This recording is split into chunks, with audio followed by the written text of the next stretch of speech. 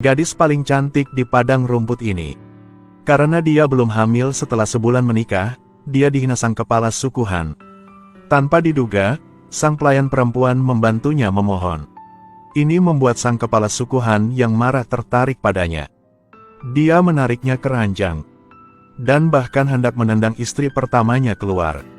Nakmen menatap tuan perempuannya untuk meminta bantuan. Namun, saat sang istri pertama hendak menyelamatkannya, dia dilempar keluar sang kepala suku Han. Tolong selamatkan saya, Nyonya. Tolong selamatkan saya, Nyonya. Keluar, Nyonya. Jangan pergi. Jangan pergi, Nyonya. Akhirnya, dia mengabaikan permohonannya, dan diam-diam keluar. Keesokan paginya, dia mengunjungi Nakmen, orang yang ditinggalkannya tadi malam.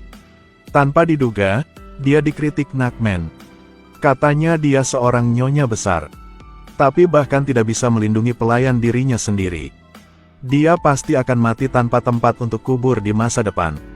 Setelah selesai bicara, dia berlari keluar. Tanpa diduga Nakmen hamil tidak lama kemudian. Hal ini membuat sang kepala suku Han sangat senang. Sejak hari itu, sang pelayan tidak hanya tidak perlu melayani sang istri pertama, tetapi juga dilayani pelayan-pelayan yang lain. Tidak pernah Nakmen menyangka dia akan berubah dari burung gereja menjadi phoenix. Sehingga segera memastikan pada sang kepala suku Han bahwa dia akan melahirkan seorang anak laki-laki untuknya.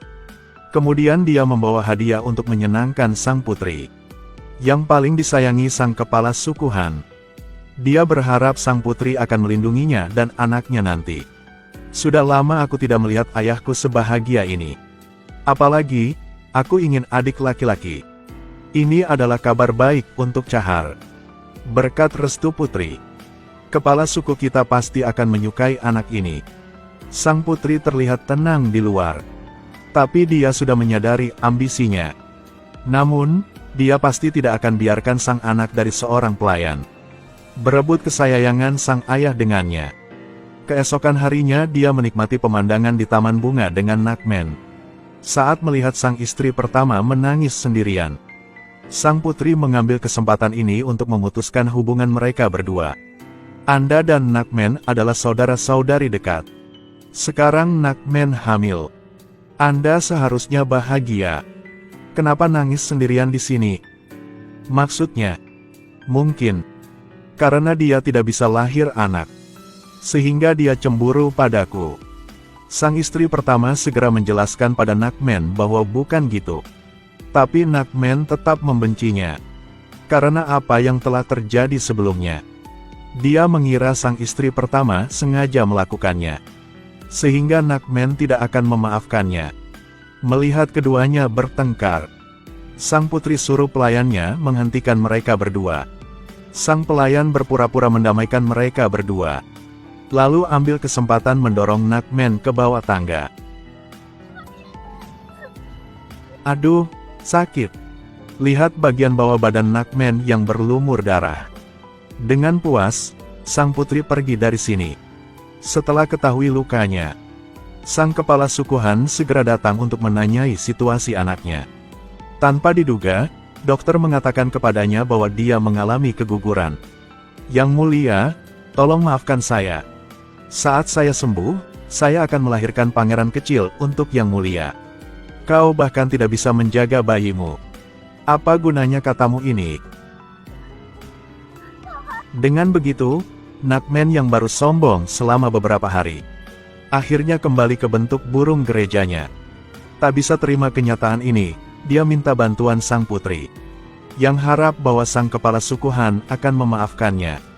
Tapi yang tidak dia tahu, yang paling dibenci sang putri adalah orang yang pakai segala macam jalan untuk melahirkan adik laki-laki untuknya. Jadi dia menendangnya ke tempat yang lain. Saat dia dikhianati seluruh dunia, Hai Lan Chao datang menjemputnya, dan terus biarkan dia menjadi pelayannya. Melihat Hai Lan Chao tetap menerimanya, akhirnya dia menyadari kesalahannya. Hari ini ketika dia membawa sup teratai putih ke Hai Lan Chao, tiba-tiba ketemu sang putri. Dia ingin menghindarinya. Tanpa diduga, dia dipanggil kembali sang putri. Sang putri memberi isyarat pada kedua pelayannya. Kedua pelayannya segera memahami maksudnya apa. Mereka ke depan dan memecahkan sup teratai putih di tangan Nakmen. Bahkan mengkritiknya sang ceroboh. Tapi dia tidak ingin menimbulkan masalah dengan sang putri. Jadi dia tunduk kepala dan mengumpulkan pecahan-pecahan. Tapi sang putri terlalu arogan. Katanya pada kedua pelayannya, jangan banyak bicara dengan sampah. Lalu pergi dengan keduanya. Dengar kata-katanya. Dia yakin ada yang tersembunyi. Jadi dia mengikuti kedua pelayan itu. Dan tanya pada mereka. Apa maksud sang putri saat menyebut kata sampah? Keduanya langsung katanya pada Nakmen. Pada hari dia keguguran, sang putri meminta dokter untuk meresepkan obat untuk Nakmen, agar dia tidak bisa memiliki anak selama sisa hidupnya. Usai bicara, mereka bahkan menertawakan Nakmen. Lalu langsung pergi. Sang putri pertama, aku akan hidup dengan baik. Aku pasti akan membuat penggangguku membayar harga tinggi.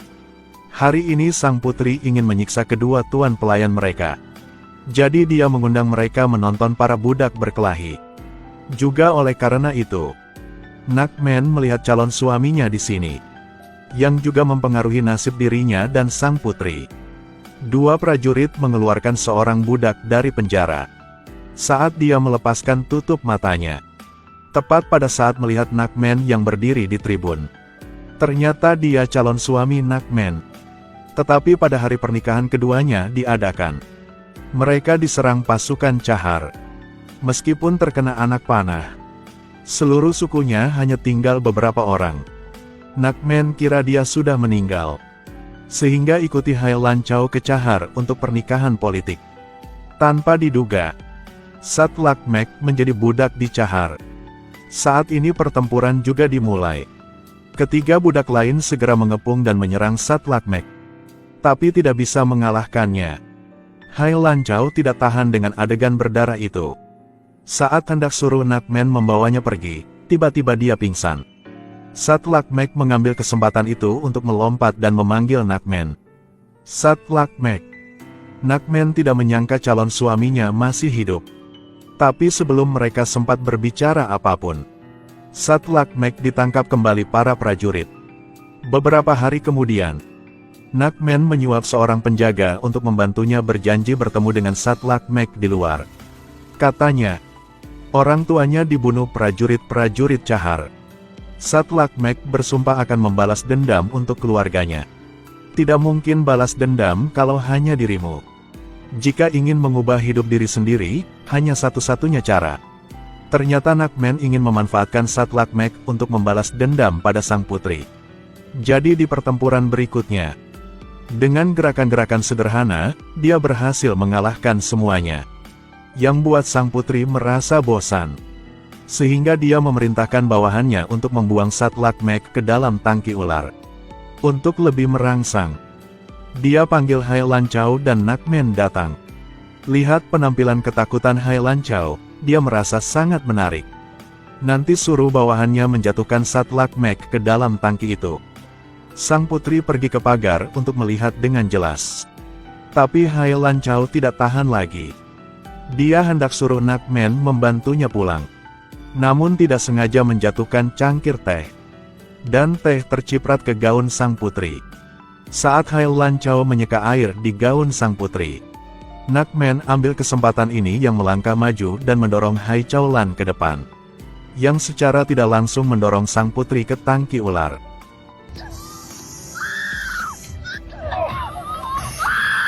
Sang putri berteriak ketakutan. Tapi tidak ada yang berani selamatkannya. Pada saat ini, Nakmen menghunus pedang sang penjaga dan melemparkannya ke Satlakmek. Karena begitu Satlakmek berhasil menyelamatkan sang putri, dia akan mendapatkan kepercayaannya. Nanti mencapai tujuan yang balas dendam untuk keluarganya. Satlakmek membunuh ular-ular di sekitar sang putri, lalu mendorongnya ke dinding. Tanpa diduga sang putri masih digigit ular. Satlakmek buru-buru dorongnya ke samping. Tiba-tiba tidak sengaja menekan sakelar. Saat Satlakmen membawanya keluar dari sini, Nakmen tersenyum puas karena rencananya berhasil. Setelah digigit ular berbisa, sang putri hampir tidak tahan lagi. Sak Lakmol terpaksa memeriksa lukanya. Lepaskan tangan kotormu. Cepatlah. Tapi dia tetap mengabaikan keberatan sang putri. Membantunya menyedot racun ular. Lalu bantu sang putri membalut lukanya.